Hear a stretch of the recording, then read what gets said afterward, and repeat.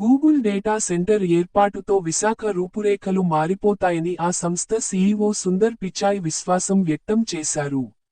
ఏలో అమెరికా తర్వాత అతి భారీ పెట్టుబడి సాగరతీర నగరమైన విశాఖలోనే పెడుతున్నామని స్పష్టం చేశారు.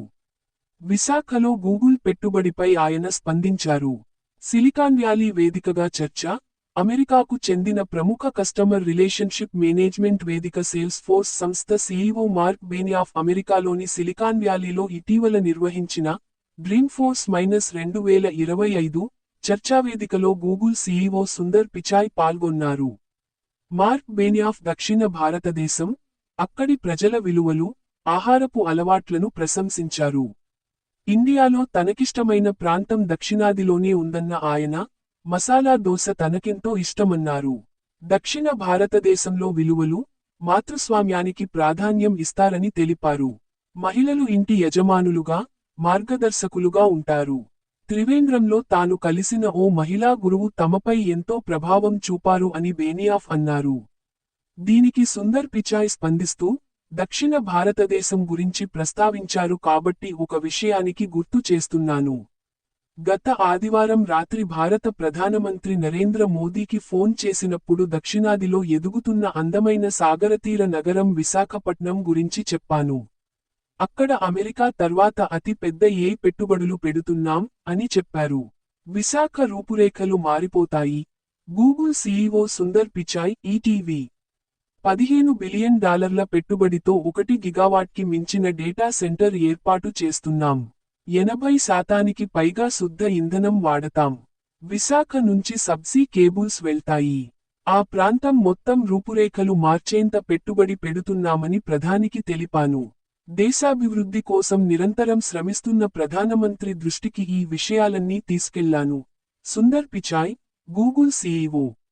రోటరీ ఫోన్ నుంచి దశాబ్దం వరకు నా ప్రయాణం. నేను ప్రతి సాంకేతికతను అందుకోవడానికి సుదీర్ఘకాలం వేచి చూడాల్సి వచ్చింది. రోటరీ ఫోన్లను అప్పట్లో ప్రభుత్వం తయారు చేసేది. అందుకోసం చాంతాడంత వెయిటింగ్ లిస్ట్ ఉండేది. 5 ఏళ్లు వేచి చూశాక మా ఇంటికి ఆ ఫోన్ వచ్చింది. ఇరుగు పొరుగువారు మా ఇంటికొచ్చి వాళ్ల బంధువులకు ఫోన్ చేసుకునేవారు అని నాటి విషయాలను గుర్తుచేసుకున్నారు. అదే విధంగా సుందర్ పిచాయ్ మాట్లాడుతూ, ఆ ఫోన్ రావడంతో దాని చుట్టూ ఒక సమాజం తయారైంది. సాంకేతికత మన జీవితంలో మార్పు తేవగలదని అప్పుడే అర్థమైంది. సుదీర్ఘకాలం తర్వాత కంప్యూటర్ అందుబాటులోకి వచ్చింది. తొలినాళ్లలో వారానికి 1 గంట మాత్రమే ఉపయోగించేవాళ్లం. కానీ స్టాన్ఫర్డ్ విశ్వవిద్యాలయంలో వర్క్ స్టేషన్లు చూసినప్పుడు మొత్తం ప్రపంచం అక్కడే ఉన్నట్లు అనిపించింది. దాంతో ప్రజలకు సాంకేతికతను అందుబాటులోకి తేవాలన్న భావన బలంగా ఏర్పడింది అన్నారు. భౌతికశాస్త్రం నుంచి గూగుల్ దాకా, నాకు భౌతికశాస్త్రంపై ఆసక్తి. సెమీకండక్టర్స్, కంప్యూటర్స్పై చాలా ఇష్టం ఉండేది. ఎదిగే వయసులో సిలికాన్ వ్యాలీలో ఇసుకను సెమీకండక్టర్గా మారుస్తారని విని ఆశ్చర్యమేసేది. సిలికాన్ వ్యాలీలో ఉండాలన్న కోరికతో ఐటీలో చదువు పూర్తయ్యాక స్టాన్ఫర్డ్లో చేరాను. 2000 నుండి 01లో తొలిసారి గూగుల్ ఉపయోగించడం మొదలుపెట్టినప్పుడు ప్రపంచానికి సమాచారాన్ని అందించగలిగేది ఇదే అని నమ్మాను. అందుకే 2004లో గూగుల్లో చేరాను. Make information universally accessible and useful అన్న గూగుల్ నినాదం నన్ను బాగా ఆకర్షించింది. ఇప్పుడు ఆ నినాదానికి తుది రూపం. నువ్వు ఎక్కడి నుంచి వచ్చినా సాంకేతికత నీకు ఊతమిస్తుంది.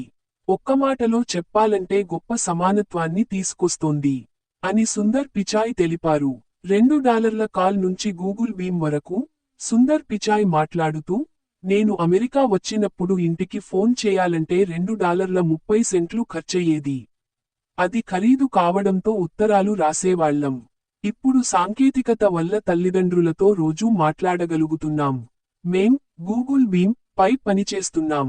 దాని ద్వారా ఇద్దరు వ్యక్తులు దూరంగా మాట్లాడుకున్నా భౌతికంగా ఒకేచోట ఉన్నట్లు అనిపిస్తుంది అని పేర్కొన్నారు.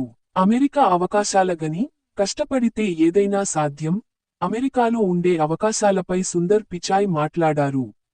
అమెరికా అవకాశాల గని, కానీ కొద్దిమంది మాత్రమే దాన్ని పూర్తిగా అర్థం చేసుకుంటారు.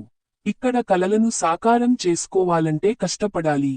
కష్టపడి పనిచేస్తే ఏదైనా సాధ్యమే అని స్పష్టం చేశారు. సాంకేతికత నిరంతరం పురోగమిస్తోందన్న సుందర్ పిచాయ్, మనం దాన్ని అక్కున చేర్చుకుంటే అద్భుతమైన ప్రయోజనాలు ఉంటాయని అన్నారు. 2026 మరింత ఉద్విగ్నంగా ఉంటుంది. రాబోయే 10 ఏళ్లలో మనం డిజిటల్ సూపర్ ఇంటెలిజెన్స్ దశకు చేరుకుంటాం. క్వాంటం కంప్యూటింగ్ ప్రధాన భూమికలోకి వస్తుంది. వాణిజ్యపరంగా క్వాంటం కంప్యూటర్స్ను త్వరలో అందుబాటులోకి తెస్తాం అని తెలిపారు. ఈ దశాబ్దం మొదలైంది. గూగుల్లో 2017లో తొలిసారి ఏఐ ఆధారిత డేటా సెంటర్ల గురించి చర్చించాం. ఇప్పుడు రాబోయేది ఏఐ దశాబ్దం. అందుకే ఏఐని పూర్తిస్థాయిలో అభివృద్ధి చేయాలని నిర్ణయించాం. దీనికోసం సొంత చిప్స్ తయారు చేశాం. Google research, Google brain, Google DeepMind పేరుతో ప్రపంచస్థాయి పరిశోధన బృందాలను ఏర్పాటు చేశాం. జెమినై ప్రారంభించాం. ఈ ఏడాదిలోనే జెమినై 3.0 విడుదల చేస్తాం అని సుందర్ పిచాయ్ వ్యాఖ్యానించారు. గూగుల్ బ్రౌజర్ నుంచి జెమినై దాకా ప్రయాణం. తాను గూగుల్లో చేరినప్పుడు ఎరిక్ సీఈఓగా ఉండేవారు. 2006లో బ్రౌజర్ రూపొందిస్తున్నప్పుడు మీకేమైనా పిచ్చా అని ఆయన నన్ను అడిగారు. మనం ఉన్నది బ్రౌజర్ రూపొందించడానికా అని ఆయన తనను నిలదీశారు. కానీ రూపొందించి చూపించాక ఆయన పూర్తి మద్దతు ఇచ్చారు అని అన్నారు. అదే విధంగా తన తల్లి విపరీతంగా చదివేదన్న సుందర్ పిచాయ్, ఆర్థిక పరిస్థితుల కారణంగా హైస్కూల్కు మించి వెళ్లలేకపోయిందన్నారు. ఆమె వల్లే తనకు పుస్తక పఠనంపై ప్రేమ పుట్టిందన్నారు. దాంతోనే తనకు జ్ఞానం అబ్బిందని గుర్తు చేసుకున్నారు.